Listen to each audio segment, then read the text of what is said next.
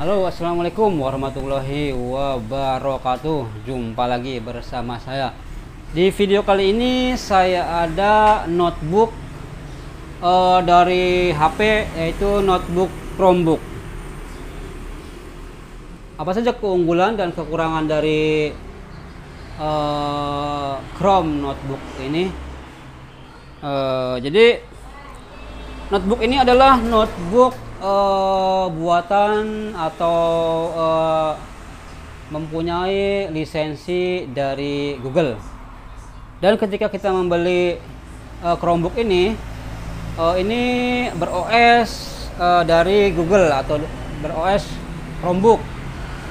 Jadi banyak pertanyaan dari user-user saya atau pelanggan-pelanggan servis saya, apakah notebook ini bisa di-upgrade ke Windows 10 yang sering kita pakai? Oke, saya akan jawab dalam video ini.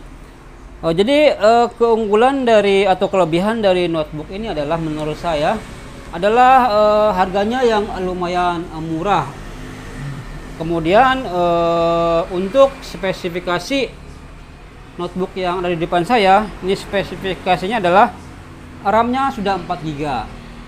Kemudian SSD sudah dibenamkan dalam bentuk MMC atau dalam yang sudah dibenamkan di mainboardnya, yaitu sebesar 128 GB. 128 GB ini sudah termasuk cukup untuk suatu SSD yang biasanya juga 120 GB, yang untuk harga sekitar 300.000 SSD yang 12. Apa itu? SSD biasa buat laptop. Kemudian keunggulan dari notebook ini adalah bentuknya yang lumayan slim. Kemudian biasanya kan kalau notebook yaitu masih 10 in, ini sudah 12 in atau 11,6.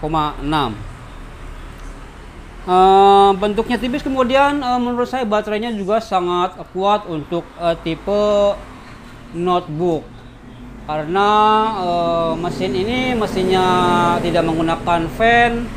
Kemudian prosesornya kecil, mainboardnya kecil, seperti bisa dibilang seperti mesin tab.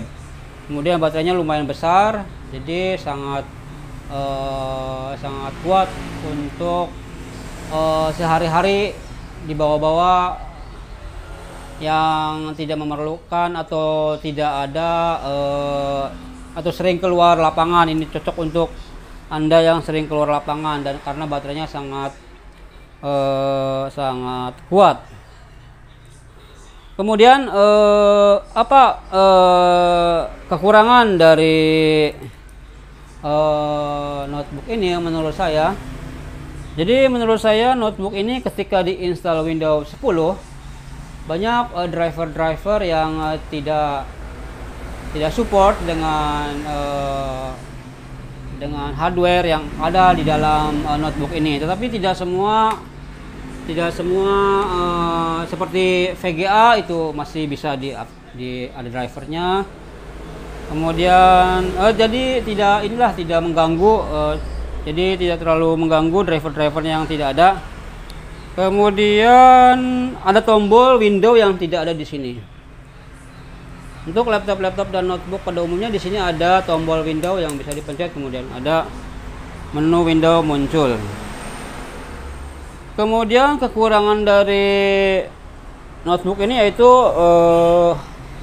RAM yang tidak bisa di-upgrade, kemudian harddisknya juga tidak bisa di-upgrade. Untuk LCD ketika pecah ini hampir sama dengan LCD notebook yang lain, masih bisa diganti dengan LCD notebook yang lain. Kemudian apa saja kekurangannya? Kemudian